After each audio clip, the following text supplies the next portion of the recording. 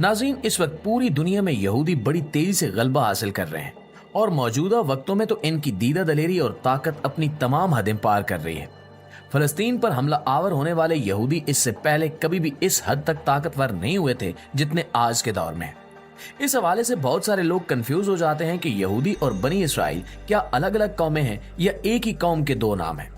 बहुत सारे लोग बनी इसराइल और यहूद को एक ही कौम के दो नाम समझते हैं, जबकि तारीखी शवाहिद और कुरान करीम में बयान करदा निशानियां इस बात की नफी करती हैं। अलबत्ता यहूद कौन है और बनी इसराइल कौन, इस हवाले से भी मुख्तलिफ आरा मौजूद हैं।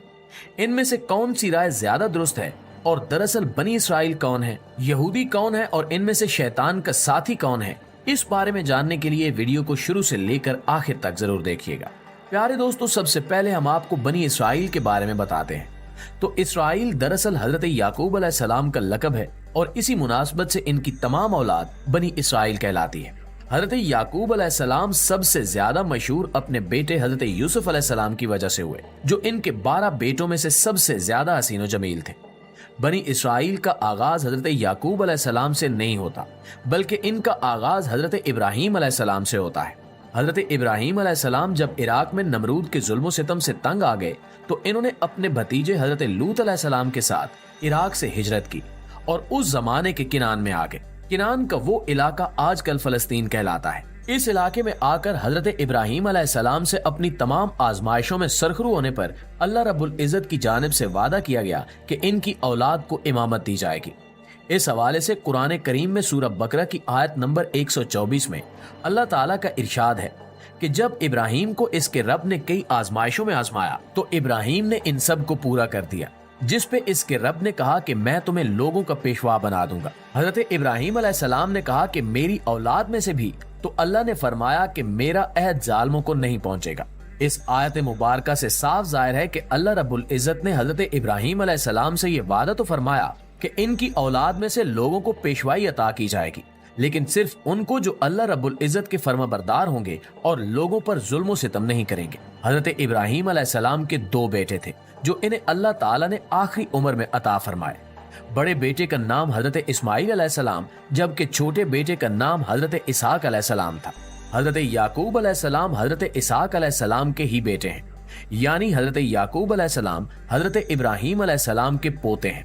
हजरत याकूब अलैहिस्सलाम के 12 बेटे हुए और जब हजरत यूसुफ अलैहिस्सलाम को इनके भाइयों ने कुएं में डलवा दिया और कुरान करीम में मौजूद शवाहिद के मुताबिक हजरत यूसुफ अलैहिस्सलाम ने जब मिस्र में ताकत हासिल कर ली तो हजरत याकूब अलैहिस्सलाम को भी अपने पास बुला लिया और अपने तमाम भाइयों को भी वहीं बुला लिया।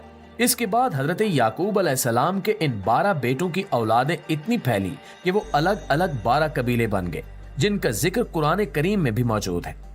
हजरत याकूब अलैहिस्सलाम के सबसे बड़े बेटे का नाम यहूदा था और यही वो बेटा था जिनकी वजह से हजरत यूसुफ अलैहिस्सलाम को इनके भाइयों ने कत्ल नहीं किया बल्कि कुएं में डाल दिया, वरना वो तमाम भाई हजरत यूसुफ अलैहिस्सलाम को कत्ल करना चाहते थे, जबकि यहूदा ने इस बात की मुखालफत की। इस बात का जिक्र भी कुरान करीम में मौजूद है। इसके बाद इन तमाम बेटों ने तौबा कर ली थी और अल्लाह ताला ने इन तमाम 12 के 12 कबीलों के पेशवा यानी हजरत याकूब अलैहिस्सलाम के 12 बेटों को नबूवत अता फरमाई। इनमें से 2 कबीले, जिनमें से एक हजरत यूसुफ अलैहिस्सलाम की औलाद और दूसरा हजरत बिन्यामीन अलैहिस्सलाम की औलाद था। हजरत यूसुफ अलैहिस्सलाम और हजरत बिन्यामीन अलैहिस्सलाम आपस में सगे भाई थे और हजरत याकूब अलैहिस्सलाम की सबसे छोटी बीवी में से थे। वक्त गुजरने के साथ साथ ये तमाम कबीले एक दूसरे से अलग हो गए और इनका सबसे बड़ा बंटवारा हजरत सुलेमान अलैहिस्सलाम के दौर के बाद हुआ। इसके बाद पहले 10 कबीले तो अलग हो गए, जबकि हजरत यूसुफ अलैहिस्सलाम और हजरत बिन्यामीन अलैहिस्सलाम का कबीला एक साथ ही मौजूद रहा। उन 10 कबीलों ने अपनी अलग रियासत इसराइल के नाम से बनाई, जबकि इन 2 कबीलों ने अपनी रियासत यहूदा के नाम से बनाई और यही लोग आगे चलकर यहूदी कहलाए। कुरान करीम में मज़कूर शवाहिद और तारीखी आसार कराइन से साबित होता है कि मुल्क इसराइल, जो कि 10 कबीलों ने अपना मुल्क बनाया था, इस पे एक इराकी बादशाह बख्त नुसर ने हमला किया और इनका नामो निशान सफ़े हस्ती से मिटा दिया।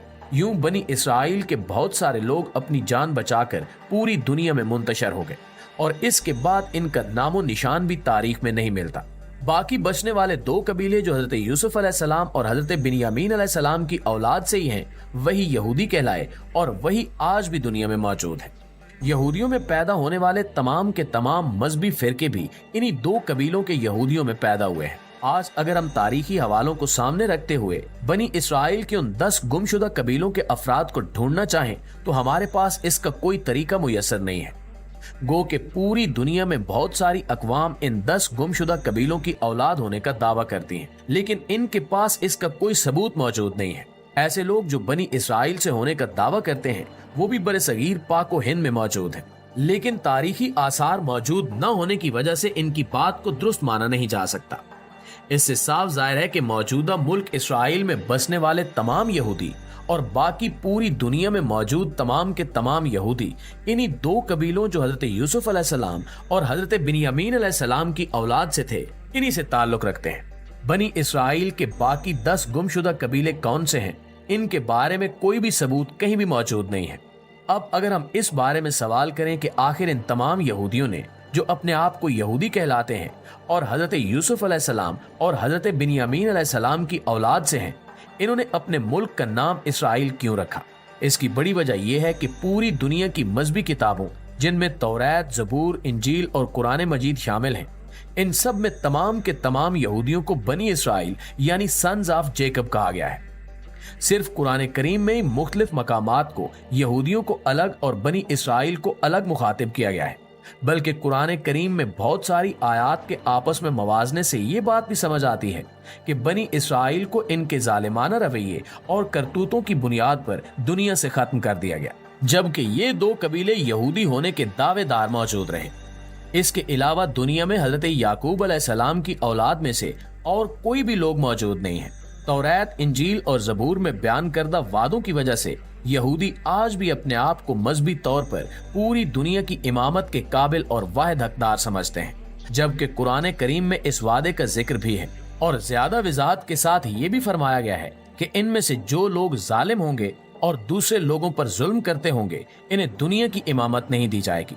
और इस वक्त दुनिया के अंदर मौजूद तमाम के तमाम यहूदी जालिम हो चुके हैं, वो अल्लाह रब्बुल इज्जत की फरमाबरदारी से मुंह मोड़ चुके हैं। लेकिन अल्लाह का वादा सच्चा साबित होगा और वो यूं होगा कि हजरत इस्माइल अलैहिस्सलाम की औलाद जो इस वक्त फलस्तीन में मौजूद है, वो भी हजरत इब्राहीम अलैहिस्सलाम की ही औलाद है। बल्कि अरब में मौजूद काफी सारे कबीले और खास तौर पर सऊदी अरब में मौजूद तकरीबन तमाम मुसलमान हजरत इस्माइल अलैहिस्सलाम की औलाद में से ही हैं।